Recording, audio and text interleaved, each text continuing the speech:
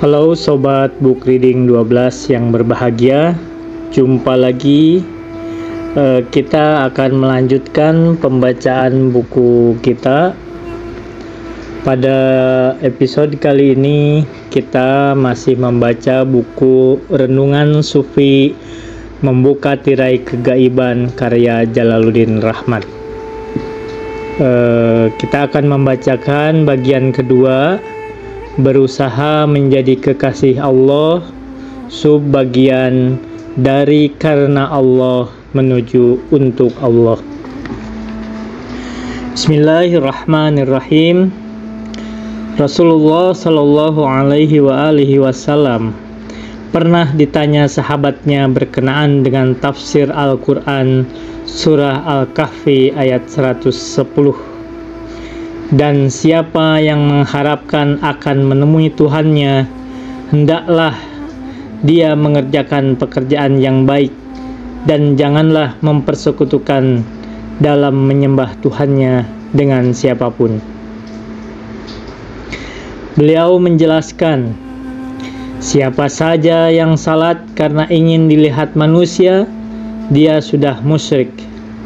Siapa saja yang mengerjakan amal yang diperintahkan Allah tetapi mengharapkan penghargaan dari manusia, dia sudah musyrik. Biharul Anwar. Inilah bentuk kemusyrikan yang sangat tersembunyi, lebih tersembunyi dari semut hitam di atas batu hitam pada malam yang gelap. Jarang sekali manusia selamat darinya. Shaddad bin Aus menemukan Rasulullah Shallallahu Alaihi Wasallam sedang menangis. Ya Rasulullah, apa yang membuatmu menangis? Tanya Shaddad. Nabi yang mulia berkata, aku cemas sekali memikirkan kemusyrikan yang akan menimpa umatku. Mereka tidak menyembah berhala, matahari, atau bulan, tetapi mereka melakukan riya dengan amal-amal mereka. Ihya Ulumuddin. Riya telah kita artikan sebagai beramal bukan karena Allah. Riya dalam pengertian ini masih mudah kita deteksi dan lebih mudah kita obati. Yang lebih sukar kita amati adalah riya dalam arti beramal bukan untuk Allah. Riya yang pertama mengubah mukmin menjadi munafik. Riya yang kedua mengubah mukmin menjadi musyrik. Untuk siapakah Anda beramal?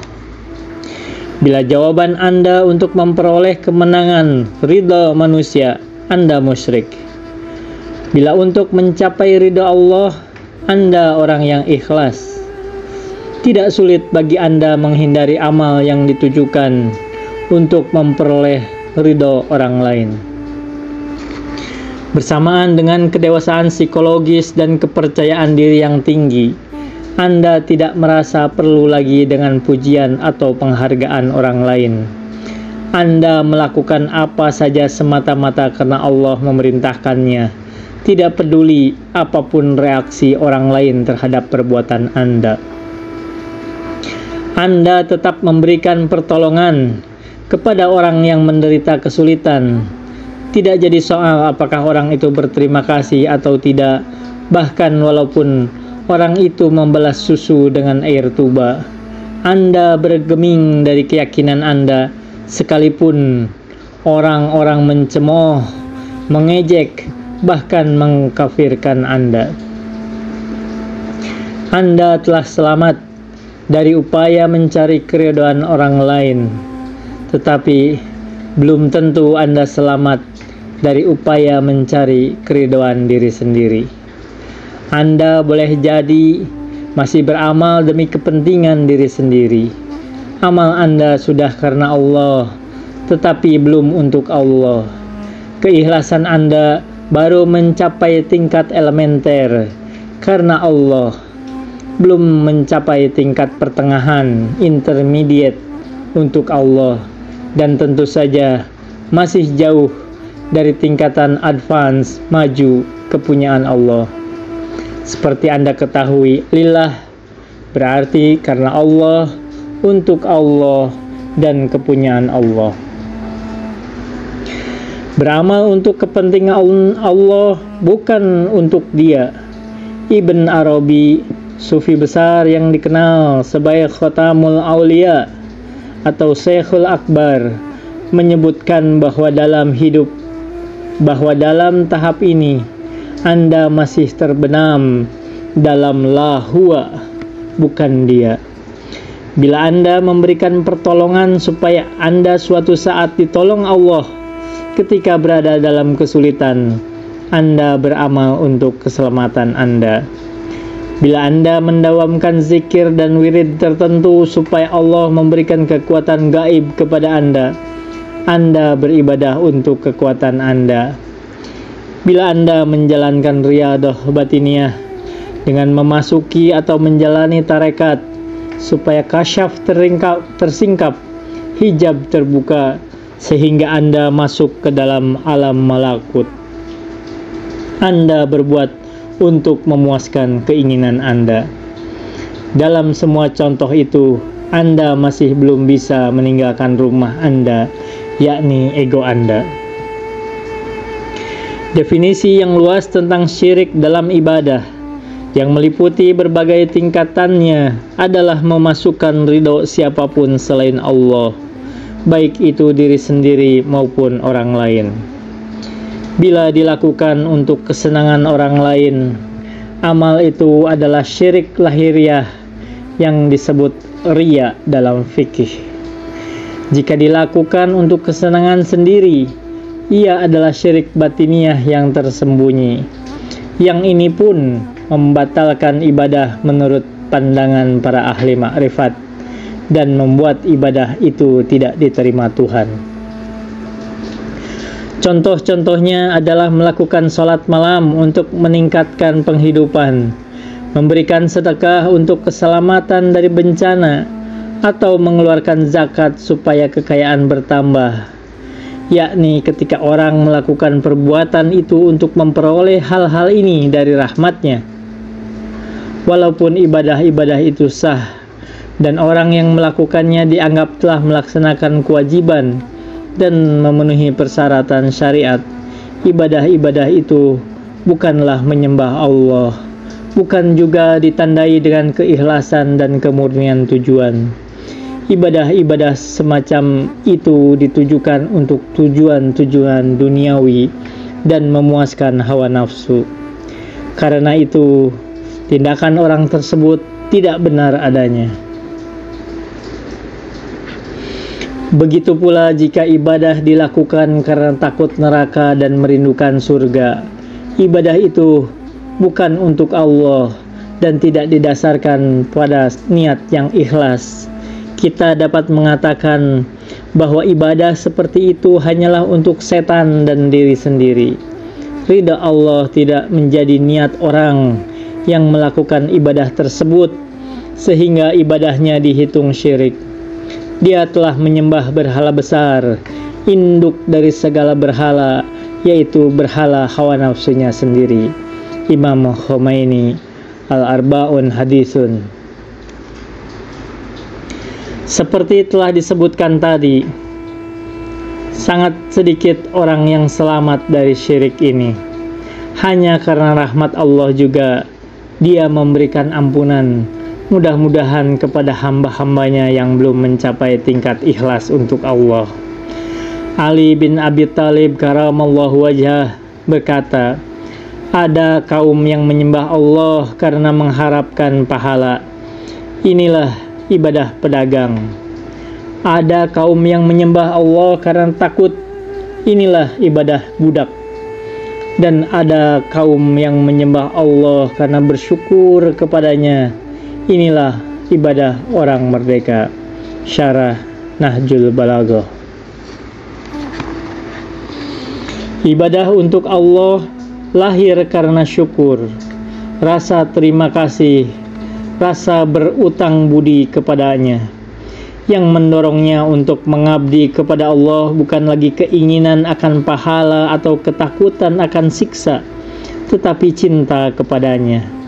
Cinta ini tumbuh bersamaan dengan kesadaran betapa banyak anugerah Allah yang telah dia terima. Apapun yang dia lakukan tidak akan sebanding dengan apa yang dia peroleh. Pernahkah Anda mendengar seorang istri yang berbulan-bulan menunggu kehadiran suaminya? Ketika suaminya datang, dia berusaha berkhidmat kepadanya dengan melakukan apapun yang diperintahkannya.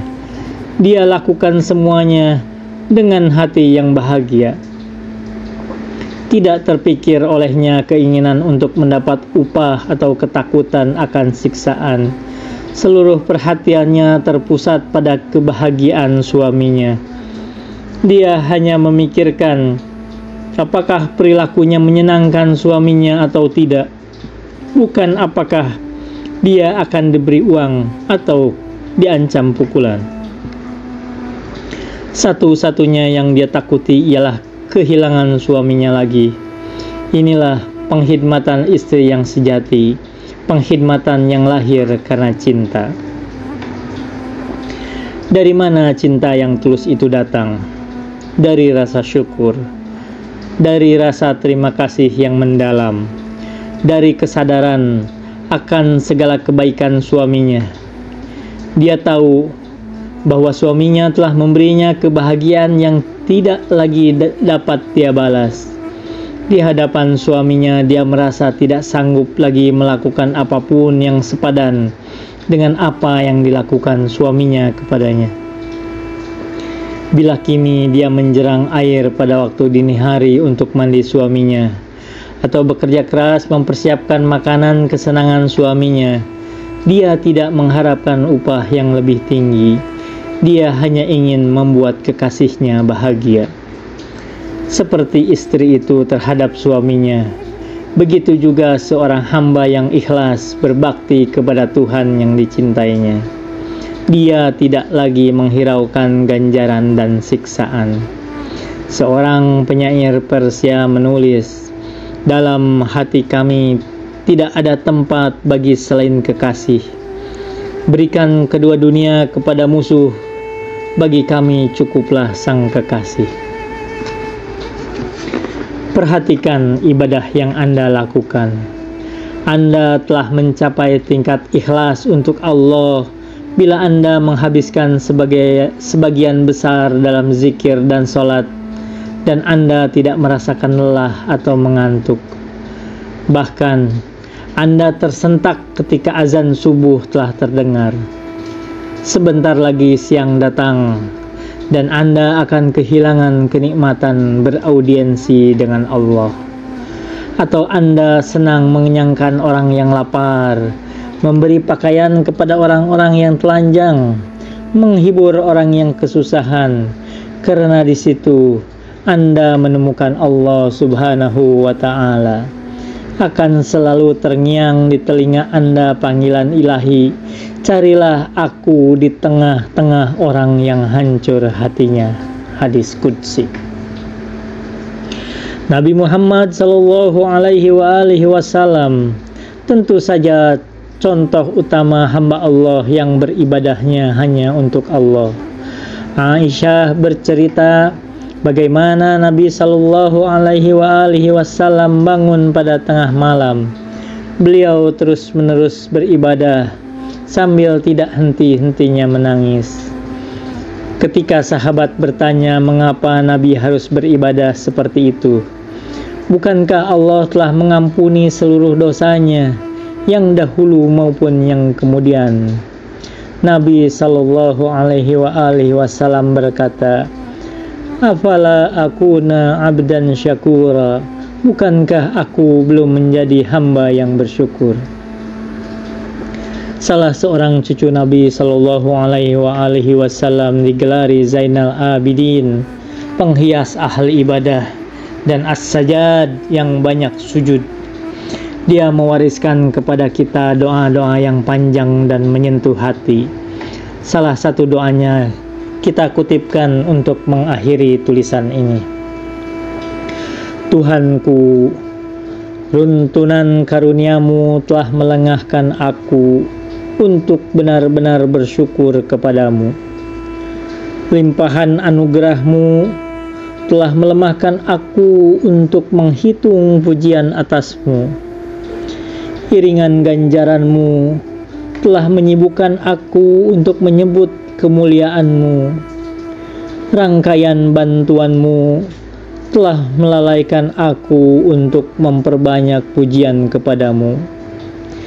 Ilahi, besarnya nikmatmu mengecilkan rasa syukurku, memudar di samping limpahan anugerahmu, tak terhingga sehingga keluh lidahku menyebutkannya.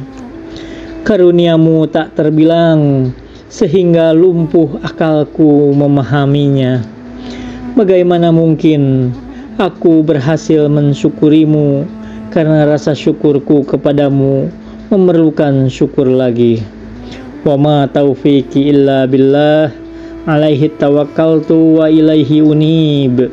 Wassalamualaikum warahmatullahi wabarakatuh.